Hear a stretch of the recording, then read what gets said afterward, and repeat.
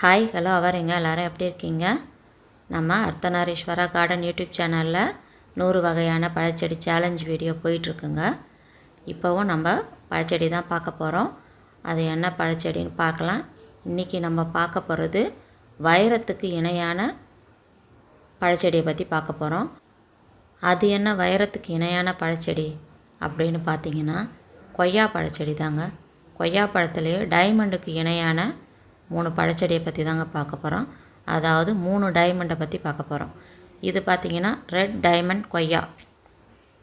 ஏன் இது டைமண்ட் கூட இணையாக சொல்கிறாங்கன்னா இதோட சுவை அவ்வளோ இனிப்பாக இருக்குங்க. சீட்ஸும் கொஞ்சம் குறைவாக தான் இருக்கும். இது ரெட் டைமண்டு. இதில் சீட்ஸ் கொஞ்சம் மற்ற நார்மலாக நம்ம கடையில் வாங்குகிற கொய்யா பழத்தை விட சீட்ஸ் கொஞ்சம் கம்மியாக இருக்கும். நல்ல இனிப்பு சுவை உள்ளது. பார்க்குறதுக்கு ஷேப்லாம் பார்த்திங்கன்னா டைமண்ட் மாதிரியே இருக்கும்.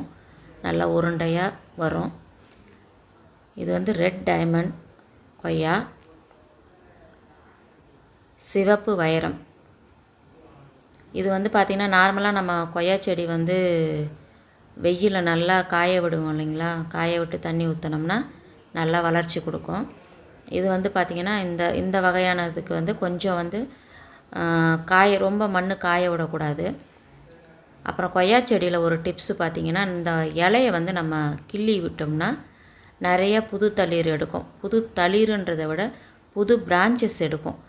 அந்த ஒரு இலையை கிள்ளி விட்டோம்னா அதிலேருந்து புதுசு புதுசாக கிளைகள் உருவாகும். நிறைய பிரான்ச்சஸ் உருவாகும். இது கொய்யா செடியில் ஒரு டிப்ஸுங்க. இது கொய்யா செடி வச்சுருக்கிறவங்க இதை ஃபாலோ பண்ணிங்கன்னா நிறைய பிரான்ச்சஸ் போட்டு செடி நல்லா ஒரு மினி கொடை மாதிரி வளர்க்கலாங்க. சின்ன செடியாகவே வச்சு ஒரு கொடை மாதிரி வளர்க்கலாம். நுனியை நல்லா பிஞ்ச் பண்ணி விட்டு இந்த மாதிரி பழைய இலையெல்லாம் கிள்ளி விட்டோம்னா இங்கே பாருங்கள் எத்தனை இங்கேருந்த ஒத்த இலையெல்லாம் எடுத்து விட்டது. அது இப்போ பிரான்ச்சஸாக மாறி நிற்கிது. இந்த ரெட் டைமண்ட்ன்றது உள்ளே அந்த ஃப்ளஷ் ரெட் கலரில் இருக்குங்க. நம்ம ரெட் தைவான் பிங்க்கு கொய்யா அப்படி சொல்லுவோம் இல்லைங்களா? அது மாதிரி உள்ளே அந்த ஃப்ளஷ் ரெட் கலரில் இருக்கும். அதனால தான் இதுக்கு ரெட் டைமண்ட்னு பேர். வாங்க அடுத்தது நம்ம இன்னொரு கொய்யா பழம் பார்க்கலாம். இது வெள்ளை டைமண்ட் கொய்யா, ஒயிட் டைமண்ட் கொய்யா. இது ஏன்னா இது இதோட உள்ளே இருக்கிற அந்த ஃப்ளஷ் ஃபுல்லாக வெள்ளையாக இருக்கும். அதனால தாங்க இது ஒயிட் டைமண்ட். இதில் சீடு பார்த்திங்கன்னா சீட் ஃப்ரீ. இது உள்ள சீடு ரொம்ப இருக்காது.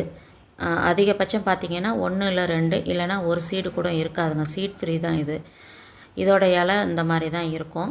இது பார்க்குறதுக்கு நமக்கு ஒயிட்டு அந்த தைவான் ஒயிட் அந்த கொய்யா மாதிரி தெரியும். ஆனால் இது டைமண்ட் ஒயிட் கொய்யா, ஒயிட் டைமண்ட்.